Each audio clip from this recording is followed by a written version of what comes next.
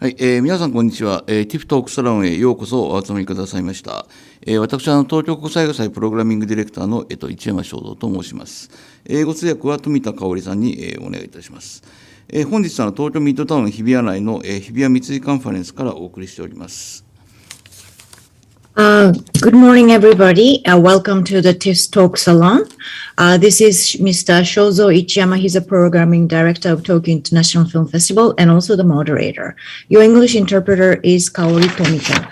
And now we are streaming live from Hibiya Mitsui Conference at Tokyo Midtown Hibiya. TIFF トークサロンは東京国際映画祭に来日がかなわない海外の監督たちとオンラインで行う Q&A トークの場です。ぜひ皆さんからの質問もお寄せください。ただいまご視聴いただいている YouTube ページの説明欄に出ている質問はこちらの URL をクリックするとフォームが開きますので、質問を記入して送信してください。あなたの質問に監督が直接答えてくれるかもしれません。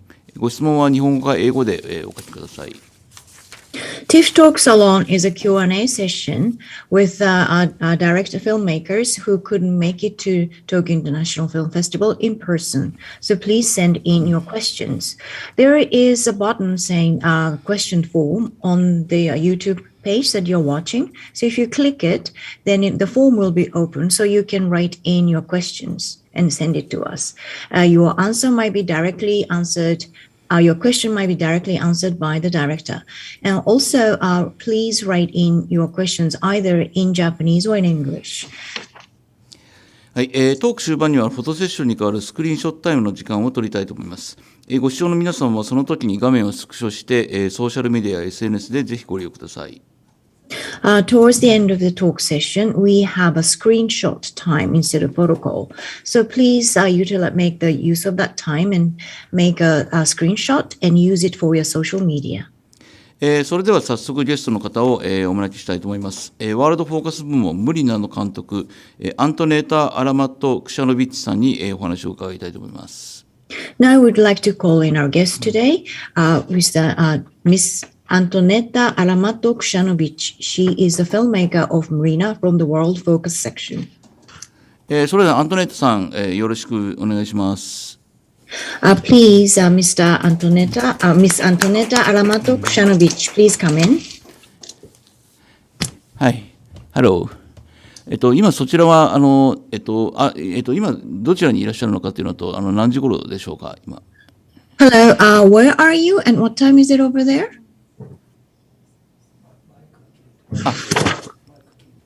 Sorry, you're on the mute. I'm sorry, it's muted. At the moment, I'm in Houston, in Texas, and it's 9 p.m. right now.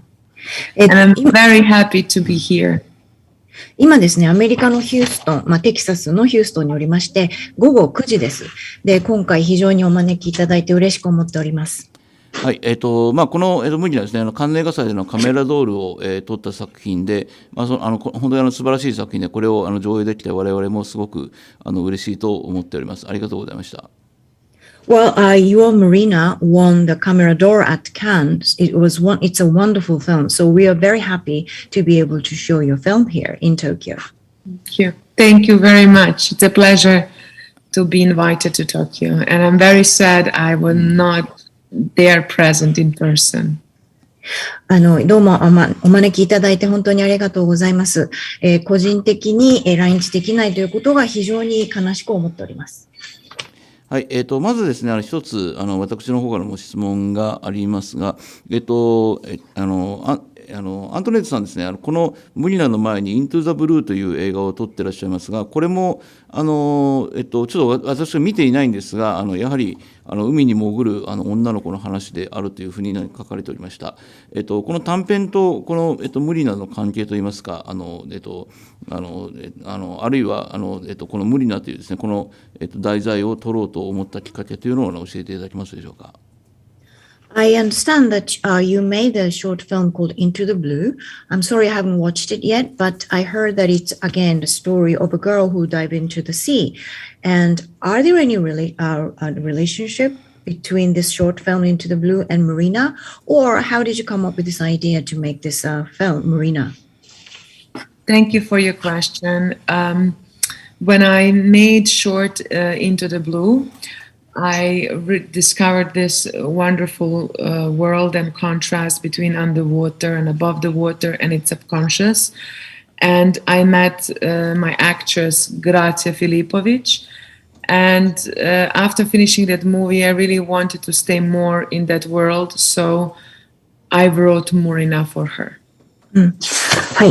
ご質問いただいてありがとうございます。Into the Blue という短編を作った時にですね、その海の上、そして海の下、それは無意識だとも思うんですけれども、その世界を発見いたしました。そしてまたその時に、女優さんの、グラシアに出会ったわけなんですけれども、あまりにもその世界が素晴らしかったので、また世界に、海の世界に戻りたいということで、このムリナを作りました。はい、それではもうご覧になった方からの質問がたくさん届いてますので、そちらから、と思いますが、まず一つは、何人かの方が質問していらっしゃいます、このムリナという題名は、どういう意味かということですね。そして、一人の方が、このムリナは、ウツボという、魚の一種ですね、ウツボであると思いますが、という質問がありますが、これは、なぜ、この題名をこのムリナにされたのでしょうか。Now we'd like to move on to the questions from the viewers. We have a lot, and quite a few people ask this question: what does Murina mean? And also one person said that Murina means moray, but why did you decide to use this title for your film? Yes, that viewer is quite right. Murina does mean moray. It's a moray eel. And the reason why I chose this title is because it's an animal that lives in the dark of the sea and is very uncanny. But the moment when it's endangered, she's ready to bite her own flesh to free herself. And my protagonist in Murina is ready to destroy her own family, even jeopardize her life for her freedom. はい。ご質問ありがとうございます。で、おっしゃる通り、そのムリナというのはウツボという意味なんですけれども、ウツボというのはですね、海の深いところに、暗いところに住んでいる、動物生物なんですけれども、不気味な生き物ではあるんですが、危機に迫りますと、もう自分を解放するために自分自身に食らいついてでも自分を解放するということで、今回のタイトルをムリナにしたのは、その主人公が、自分自身あるいは自分の家族を犠牲にしてまでも、自分が自由になりたいとしていることから、同じようにウツボということにしたわけです。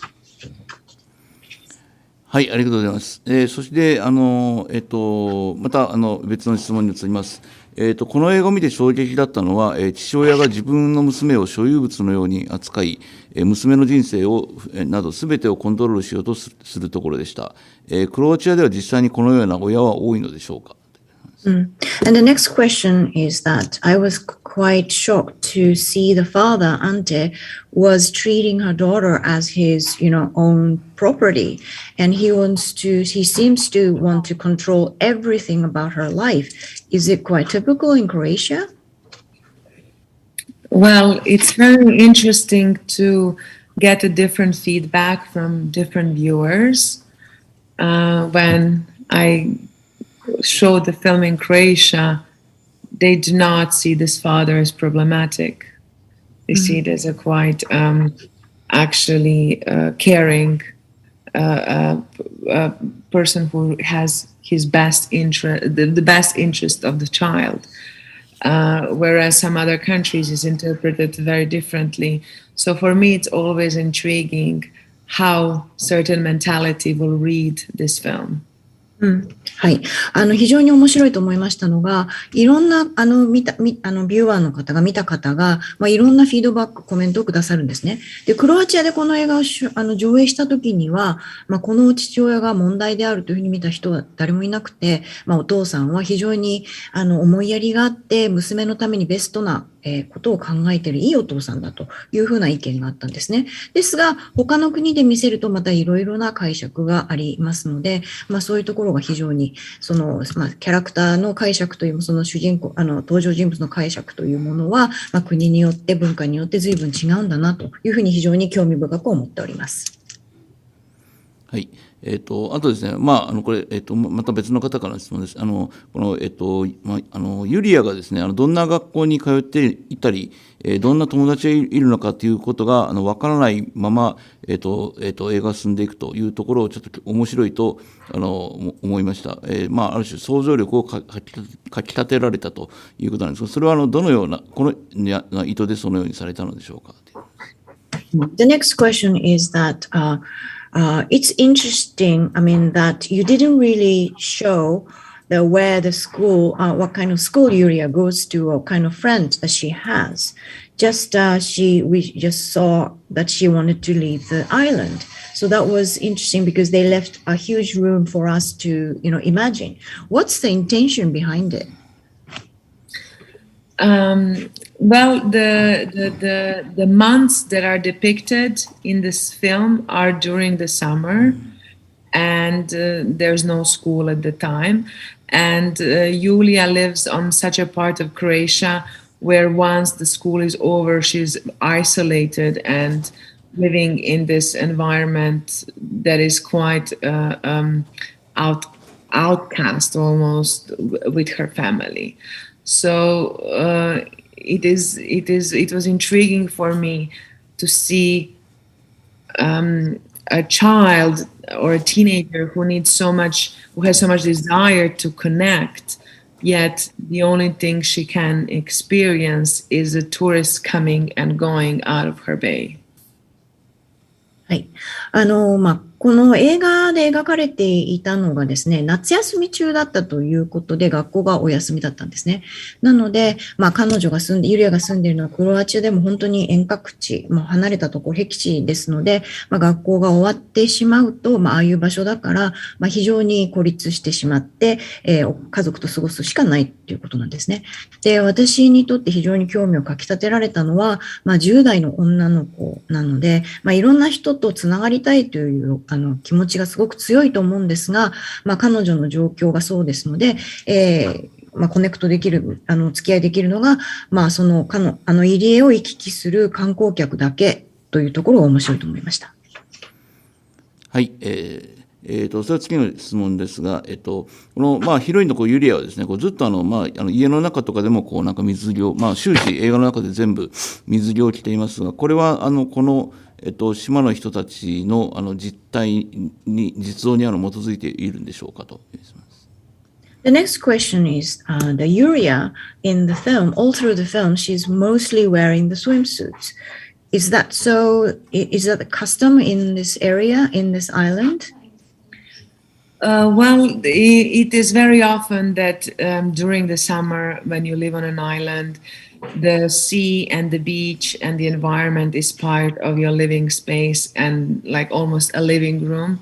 And the space is very important for me in architecture in general. If you notice in the movie, all the spaces are open and connected through the terrace. So people are normally walking from the sea to the kitchen, to the room, all in their bathing suit that are really like living like sea creatures connected to nature.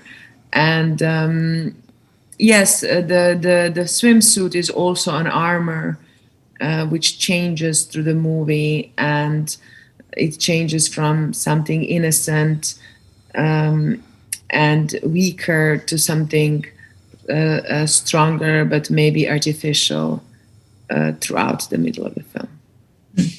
はい。ですね、ああいうエリアでは、ビーチでは、本当に海とかビーチ、そこが、まるでリビングルームのようなスペースなんですね。で、スペースというのは、また建築物というのは私にとって非常に大切なんですけれども、あの場所というのは非常にオープンであって、で、そのテラスを通じて、外の人たちともつながっているというところなんですね。で、皆さんビーチから上がって、そのまま台所に行って、リビングルームに行ってというような形で全部水着なんですね。で、また、そういった形で水着で過ごしているということで、海の生物のように自然と一体化しているということを表しています。と同時に水着というものは鎧でもあるんですね。もともとは非常に無垢でイノセントで弱いんだけれども、水着を着ることによって非常に強いものになると。そういう武器で、鎧でもあります。はい、もう一つの水着についての質問が来ています。このヒロインがですね、最初、白い水着を着ておりましたが、父親の友人に、青い水着をプレゼントされて、それに着替えたところで、なんか心情に変化が起きたような気がしました。で、この方はですね、青というのは、青春とか反抗の象徴の色ではないかというふうに思いました。で、ラストはまた白い水着に戻るのですが、この水着の色の変化というのは何か意図的なものがあったのでしょうかと。The next question is also about the swimsuit. Yulia was wearing a white swimsuit at the beginning, and she changed to the blue when it was given to her by Javier. And I felt there's some kind of psychological change over there.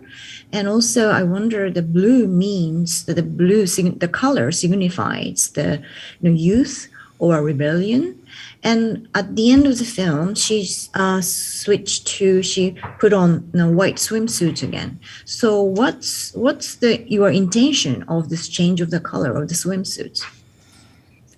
Well, the gift that comes from Javier, this swimsuit that feels really almost like a superwoman as an armor. It was actually made of Japanese neoprene, and we were sculpting that suit for a year. Going back and forth in many shipments. That suit almost allowed Yulia to act out, to take her power. But at the end, when her assumptions of life, of Javi, have crushed, she returns back to herself, to her old skin. And it's important for her to leave the place of her hometown in her old skin, not with the other skin of other people and help of other men. はい。ですね、青い水着というのはハビエルからの、プレゼントだったわけなんですが、あれは本当にスーパーウーマンのような、鎧のような感じなんですね。で、あれ実は日本のネオプリントなんですけれども、あそこに至るまで1年かかって、いろんなシップメントを通じて、いろんな、配送されてきているわけなんですが、あれを着ているとですね、彼女は自分がもっとより弾けることができると。で、自分のパワーを取り戻すことができるように感じるわけです。ですが、最後に、映画の終盤になって、ハビエルと一緒に町を出ると、その島を出るという、自分のその予測が崩れたところで、自分の元々の、皮膚に戻るというか、素に戻るということで白い、水着に戻るわけなんですね。って言いますのが、彼女にとって、その島を離れるということはとても大切なんですけれども、その時に自分自身のそのままで出るということが大事であって、誰か男性の助けを借りるとか、他の人になりすまして出るということではなく、自分のまま島を出るということが大切だったわけです。はい、次はですね、これ主人公の演じたグラシア・フィリポビッチさんについてですが、非常に素晴らしい方ですと。で、特に海を泳ぐシーンがすごく多いんですが、それはもともと泳ぎの得意な方だったんでしょうかと。で、また彼女についてのエピソードがあれば教えてもらいたいですと。And the next question goes to the actress Gracia Filipovic. Was wonderful, and she was swimming a lot in the film. Was she a very good swimmer to start with? And also, if you have any interesting anecdotes with her, please share with us. Yes, Gracia is an excellent actress, a very beautiful collaborator, and a very good swimmer. She was training swimming for 11 years. And when I was casting for Into the Blue, my short, I was casting people that were trained swimmers. You want to translate first? はい。はい。そうですね。グラシアさんは本当に素晴らしい女優であり、もう美しい協力者であり、また素晴らしい泳ぎ手でもあるんですね。11年間水泳のトレーニングをした方です。で、実際前作の Into the Blue のキャスティングをしたときに、訓練された、泳ぎ手の人を探していたんですね。When we were shooting a deep dive scene, with Javier, with oxygen, that was a very intense experience because just at the shooting day, we realized that we can only have 2 dives per day. And I had to direct entire scene underwater in 2 dives, which means in 2 hours. And it's a quite long scene with many different shots. So what we did, we dived and they just surfaced after 45 minutes. And I was directing camera from the boat with the speaker and watching the screen. And they were hearing my inputs on 30 meters depth and acting for 45 minutes underwater. That was incredible experience. はい。ディープダイブをしている、ハビエルと一緒にしているシーンがあるんですけれども、酸素タンクを追って、あれは非常に大変な、撮影でした。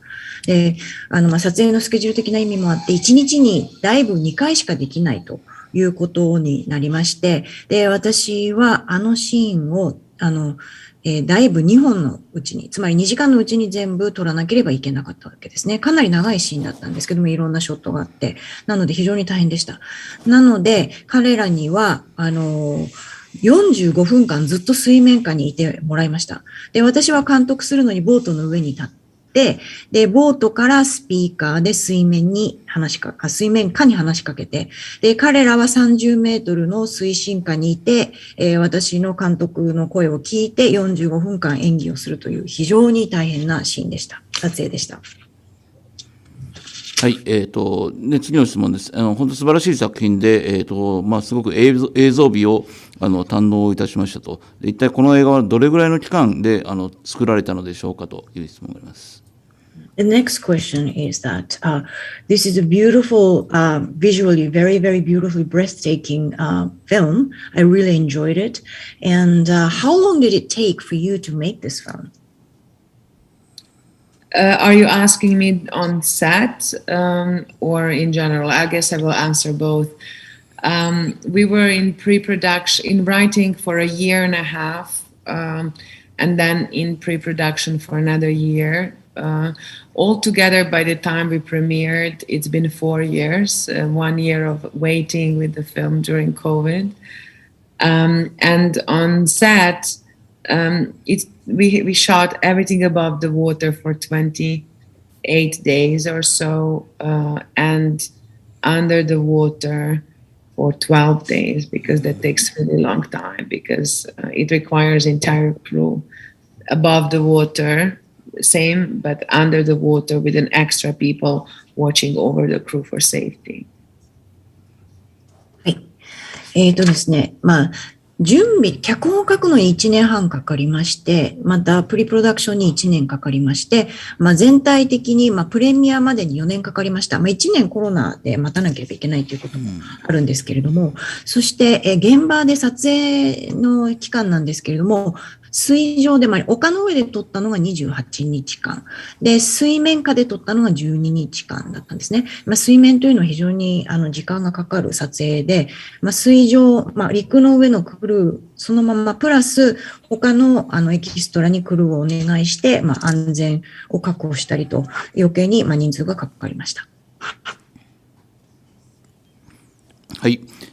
次はまたちょっとキャラクターの、設定の問題、に関する質問ですが、ヒロインがですね、外に出ていきたいと思っているのと対照的に、母親がですね、自分の意思ではなかなか生き方や生活を変えることができないというキャラクターになっているのが非常に興味深かったですと。このような母親のキャラクター設定を作った意図にはどんなものがあったのでしょうかと。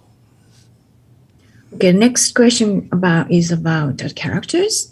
It was interesting for me that the heroine Yulia really she has a strong desire to go out of this island. But contrarily, her mother doesn't seem to want to change her life with her own will. And what's the intention to decide on the mother's character as such?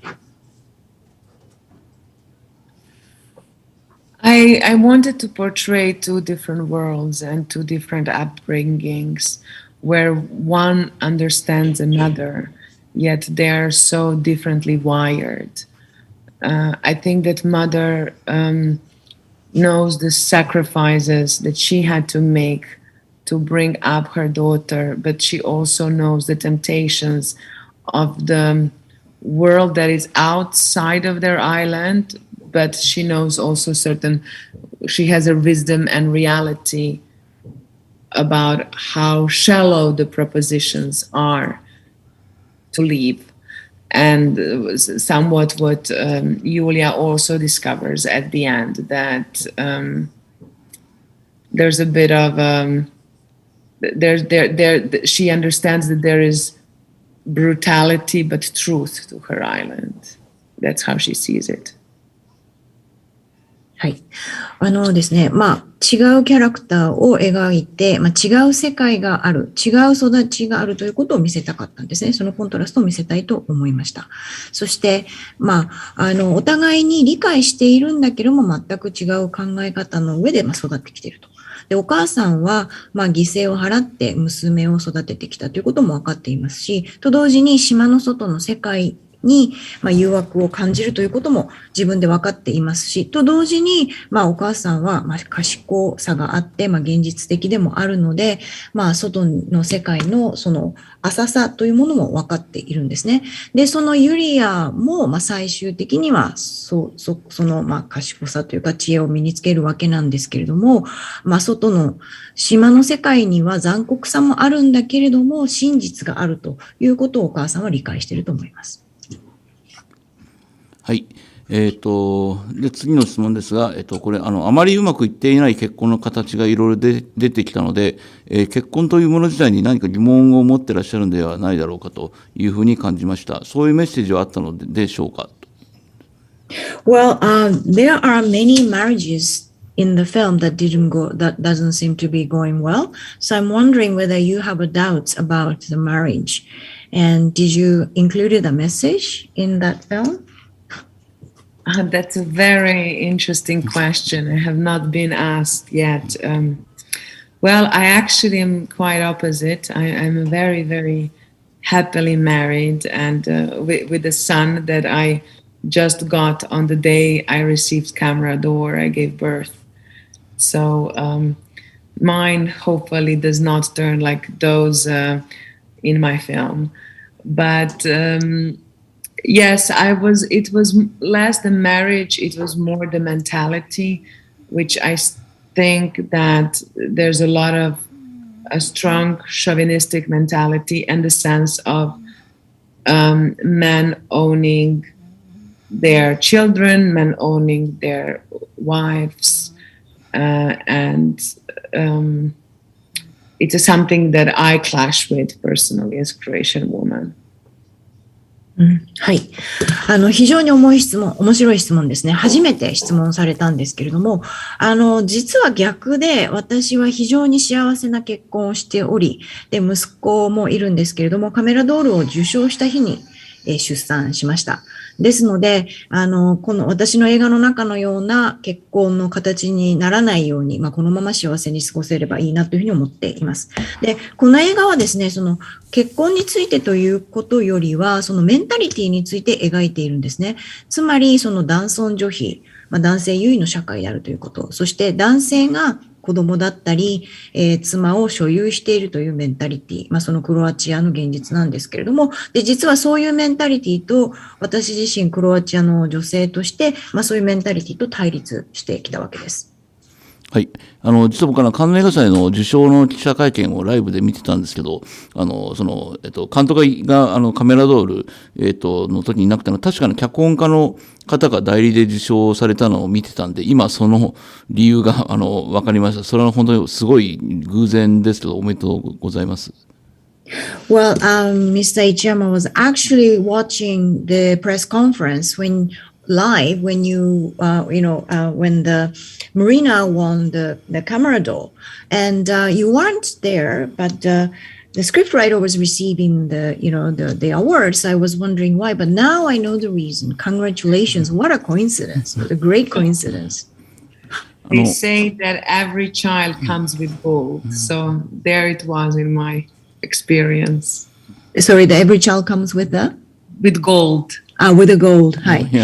子供は金を持って生まれるというふうに言うんですが、私の場合もそうでしたね、まさに。はい。はい、では次の質問ですが、制作総指揮にマーティン・スコセッシの名前がありましたが、どのような経緯で作品に参加、してもらったのでしょうかと。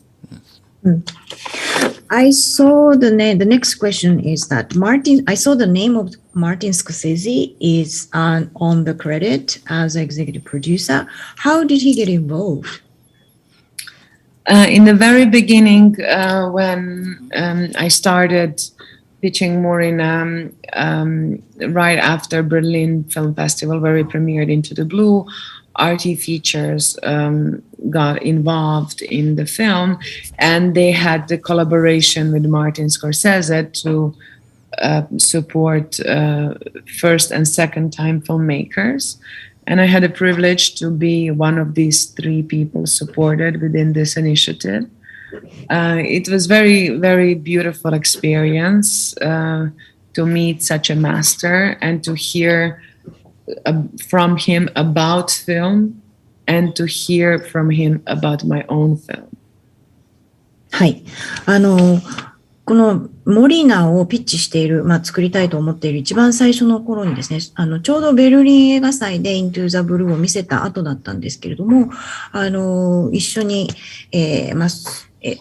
コラボレーションをしてくださるということで、とある会社があって、その方が、その Into the、ムリナの方の、コラボレーションというかサポーターになってくださると言ってらしたんですね。で、それは1作目、2作目の、新人監督の、サポートをするということで、で、私は幸いにもその3人のうちの1人に選ばれたわけなんですが、その会社と、マーティン・スコセッシと関係があったということでした。で、非常にそれは美しい経験で、彼のようなマーティン・スコセッシのようなマスターと、巨匠と一緒にお会いできるということ、また彼から、映画についての話を伺えること、また彼が私の映画について話すのを聞くチャンスがあるというのは非常に素晴らしい経験でした。それはなんか公募していて、それでみんなが世界から応募するというような形なんでしょうか。どのような形でそのマーティン・スコセッシが3人の新人監督、1作目、2作目の監督をサポートするというものに知ったんでしょうか。So how did you get in? How did you have to apply?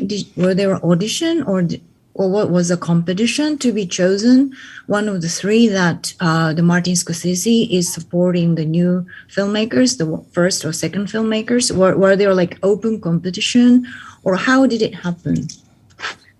No, actually, I was approached by the company after my premiere in Berlin, and they were interested in what is my next project. And I didn't even have the script at that point. I only had a letter of intention and first draft of the treatment or where I'm heading.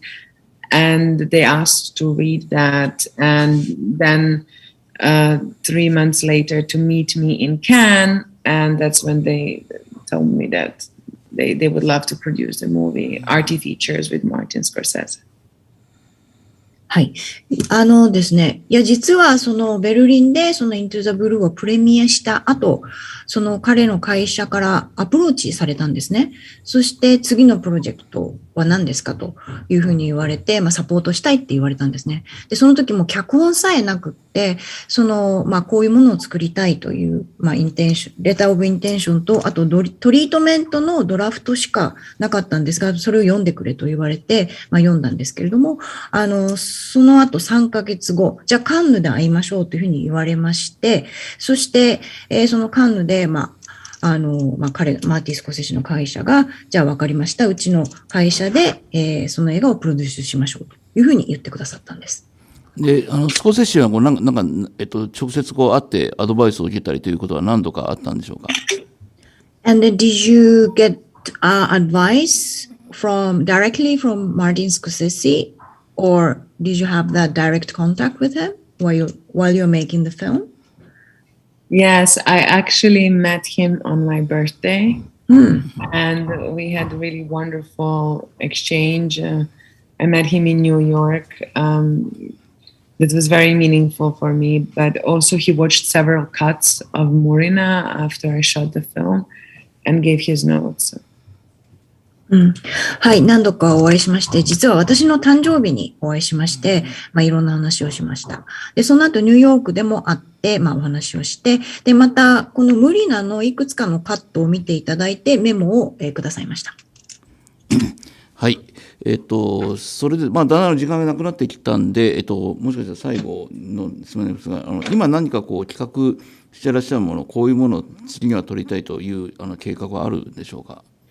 Well, the time is running up. This could be the last question, but what's your next project?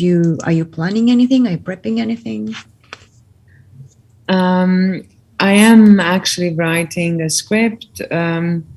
It's again, I would say, strong protagonist thrown into jaws of society.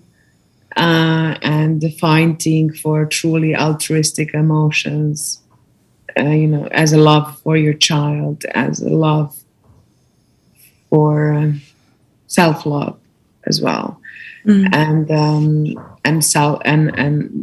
freedom that is sometimes our own freedom is very dangerous to others. So this character is fighting for these very primal and things that should be really like human rights. はい。今脚本を書いているんですけれども、また再び非常に強い主人公がキャラクターなんですけれども、社会と戦っている映画になると思います。主人公は利他的、つまり自分の子供、そして自分への愛のために戦うわけなんですが、自由というものが、自分にとっての自由というものが他の人にとって危険になるという場合があって、で、この主人公の場合は、その自分の基本的な、その人権のために戦っている、そういうような映画です。これはそれはクロアチアを舞台にした映画ということなんでしょうか。Is this new script is based on the set in Croatia as well? No, actually, I'm going to shoot the next film in the United States. It's not going to be in Croatia this time.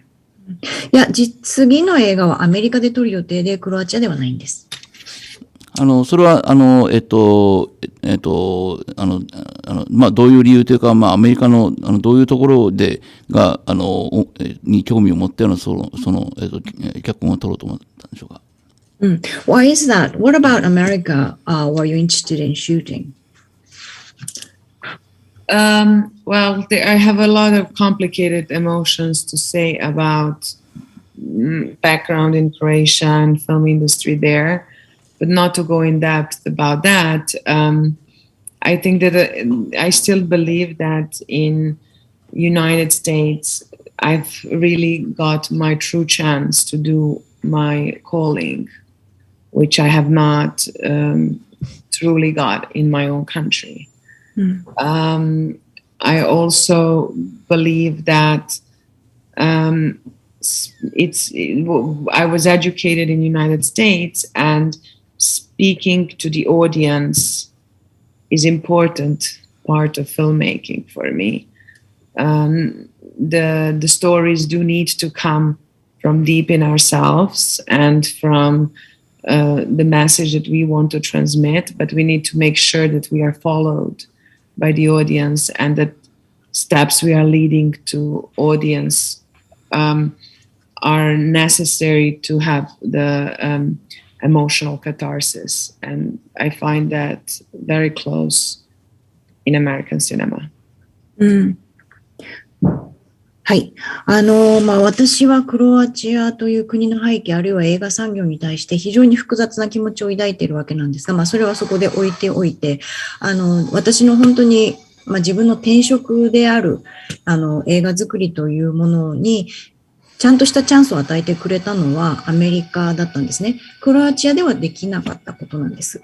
ですので、また私はアメリカで、教育を受けているということで、非常に、映画を作る場合には、自分の心の深いところから書くということが大切だし、それからメッセージを込めるということが大切だというふうに思っていると同時に、それはその観客にとっても伝わるものでなければいけないというふうに思っています。そしてそのためには、感情的なカタルシスというものも必要だというふうに思っています。そういう点で多分、アメリカンシネマに非常に近いものを感じています。はい、ありがとうございました。ちょっと時間がなくなってきましたので、先ほどお伝えしたスクリーンショットタイムをお願いしたいと思います。All the time is running up, so we have to move on to the screenshot time. カメラの方に向かって手を振るという Can you wave your hands or something to the camera?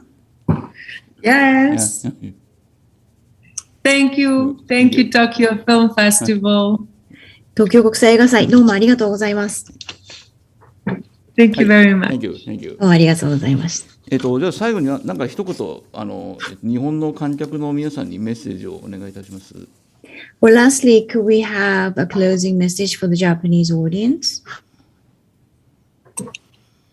I'm very happy that I had at least a little bit of Japan with us on set through our main hero costume that you must seen in the film. It was almost in every frame. And I really hope that both with my actress and the team, I will have an opportunity to visit Japan one day soon. Thank you very much.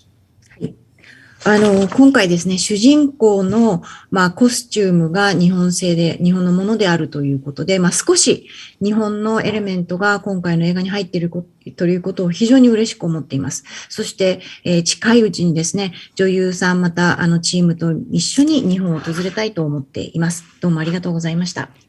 はい、ワールドフォーカス部門ムリナの監督、アントネタ・アラマット・クシャノビッチさんでした。どうもありがとうございました。Thank you. Thank you very much, Miss Antoneta Alamat Kusijanović, the director of Murina from World Focus. Thank you very much. Thank you. ありがとうございました。ありがとう。はい、本日はTIFFトークサロンにご参加いただきましてありがとうございました。第34回東京国際映画祭は11月8日まで日比谷有楽町銀座エリアで実施しております。ぜひ会場に足をお運びいただければと思います。それではまた劇場やトークサロンでお会いしましょう。